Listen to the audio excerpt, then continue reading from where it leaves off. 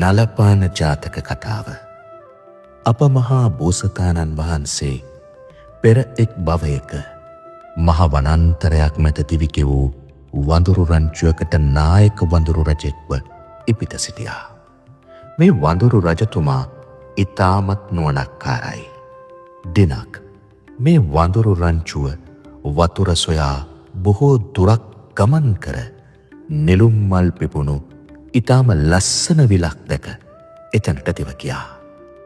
පිරිස වතුර බොන්නට සැරසෙත්වීම වඳුරු රජතුමා ඔවුන්ව නැවැත්තුවා. දරුවනි, පොඩ්ඩක් ඉන්න. කවුරුවත් වතුරට බහින්න එපා. මේ විල දෙස හොඳින් බලන්න. සතුන් විලට බැස්ස අඩිපාරවල් පෙනෙනවා මිසක ආපසු ගොඩට ආපු අඩිපාරවල් පෙනෙන්නට නෑ. මේ විල අයිති දරුණු යක්ෂයෙකුට වෙන්න ඇති. රජතුමා අනතුරු ඇඟවුවා. ඒ මොහොතේම දිය දෙපෑ කරගෙන නිල් පාට බඩක් සහ රතු පැහැති දෑස් ඇති බිහිසුණු දිය රකුසෙක් මතු වුණා. මේක මගේ විල. නුඹල වතුරට බැස්සොත් මම සියල්ලන්ම මරාගෙන කනවා. රකුසක් උරවමින් පැවසුවා. බෝසත් වඳුරු රජතුමා මදක්වත් බිය වුණේ නැහැ. අපි කිසිවෙක් තොපගේ විලට බහින්නේ නෑ.